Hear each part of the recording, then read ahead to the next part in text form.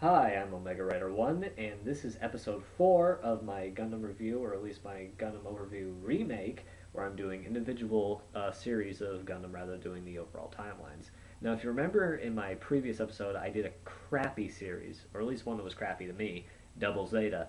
Now we're getting into, here we're getting into the 90s, and now we're out of the golden age. This is where the AU starts to take over. And in particular, Victory Gundam was the last UC timeline series to be made other than Gundam Unicorn, which is made very recently in just hour-long episodes as an OVA. But as a full canonical series, this one is the very first of the 90s and the very last of the 90s. For obvious reasons, Yoshiki Tomino actually didn't want to sign on to this, so you really got to understand how bad it has to be in order to have Yoshiki Tomino not want to work on it. But to be fair, I don't know a lot about this series. In fact, I actually couldn't really get into it. It's kind of like with a lot of these newer series, except with the exception of Double O, which I actually liked. Uh, I couldn't really get into the series, first of all, because it just didn't interest me whatsoever. However, I can still give you at least a little tiny glimpse into what I thought of the series, or at least from what I know about the series.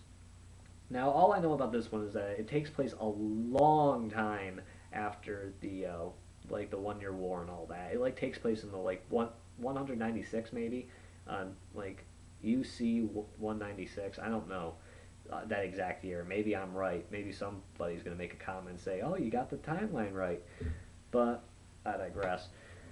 It takes place in the UC timeline just at a later date, and this one, as I said, I don't know a lot about. All I know is that Earth is now under siege from isn't it the Jupiter Empire maybe, or the some force from Jupiter, I think, and they're just destroying everything. Basically, they've got everyone on the run. In particular, Uso Evan, who I mentioned in the last one, is the youngest Gundam protagonist of all time at 13 years old. Now, he and his friends are on the run from Jupiter Empire, or at least whatever their name is. I don't even know. I'm just going to call them the Jupiter Patrol. But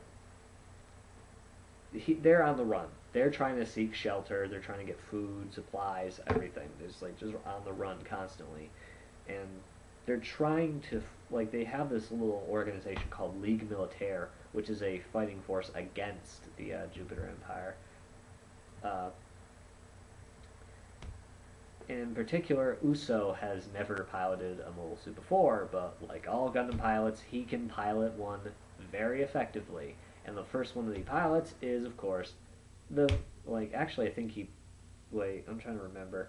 No, I think he does pilot one from the very beginning, and it's the Victory. He pilots one from the beginning, but he doesn't get the really good one till later. He actually has a stolen enemy mobile suit at first, but later on he gets the Victory Gundam and starts actually owning a lot of the enemies. And I don't think he really has that great of a challenge up until one of his own party members betrays him, Katagina Luce, probably the most insane character that has ever been in Gundam because of her motives, which I'll get to later. But Katagina stays on their side, and they kind of go through the Jupiter Empire, destroying them wherever they can. But eventually, Katagina leaves. She defects for no reason apparently, but she has her reasons at first. But then she gets. This is where the insanity comes in. She betrays Uso because he laughed at her, apparently. I don't even know how this happened. All I know is that apparently he laughed at her, and now she's pissed, which leads to her betraying him over and over and over again. Until finally he defeats her and the main villain, and she ends up getting amnesia and doesn't remember jack shit about what she's done before, and thank God, because most of the series isn't even worth remembering, even if because all I know is I've seen a couple episodes, and basically it's beginning, a little bit of the beginning, a little bit of the middle, and a little bit of the end, or at least the important aspects of it. Character development, I can't really say much about the character development, except for the fact that Uso Evan is probably the most mature 13-year-old in anime history. And if you don't believe me, look at how I've treated Judo Ashita, who's 14 years old, compared to I've treated Uso. Uso's like a freaking grown man compared to Judo. Judo's like an immature little prick, whereas Uso's like he could be an adult. They could have made him an adult, really. He even talks like an adult. He's that mature for his age, and that kind of creeped me out at first, but I'm like, damn. But now it's like I'm actually liking that because of the fact that Amuro was kind of the same way, even for his age, that he's actually being mature. I'm like, it's like, because you can't really hit a 13-year-old. It's like, because you can't really have a 13-year-old getting bright slapped in an anime, or at least I don't think you can yet. But Uso I actually like Uso, and like whenever I play the games too, it gives you an idea of what their personality is like. Uso is not really that annoying, really. There's not really much there to begin with. Like with his personality, he's very mature, but then again, there's not really much to hate, and there's not really much to like. Even though I like the maturity aspect of it, it's just not really appealing to me. Otherwise, a lot of the characters are like just secondary roles compared to Uso. Not many actually take a center stage, other than Katajina, because of her role as his rival, apparently. And even then, I didn't like her character simply because of the fact that they kind of, I don't know, she just creeped me out.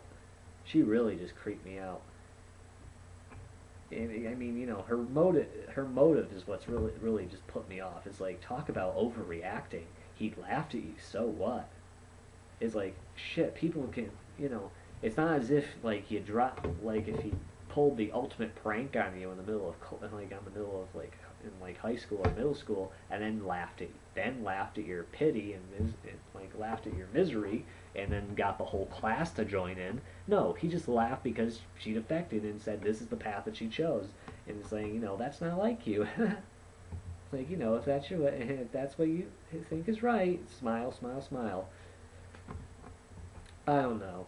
I don't really know much about this to begin with, but from what I know, it's just like from Uso's overall personality, from the games and everything, Katajina's overall personality, she's a crazy bitch, and Uso's kind of bland.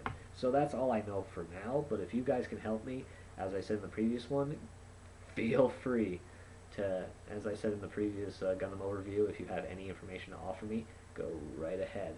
I'm free to suggestion. Anyway, I'll just be moving on to the next video, which is actually where we get into the AU timeline, which I actually specialize because I actually grew up with these series as as what I had to do in the afternoons after school. But we're going to be starting off with not the first Gundam to be shown in the US, but rather the first Gundam to actually come in chronologically by actual year. 1994, we've got G Gundam, my absolute favorite. And for those of you who are saying already, it's like, oh, man, you're like that guy that just likes Dragon Ball Z, like that. It's not like that. You'll see. Anyway, I am Omega Writer 1, and I will be seeing you later.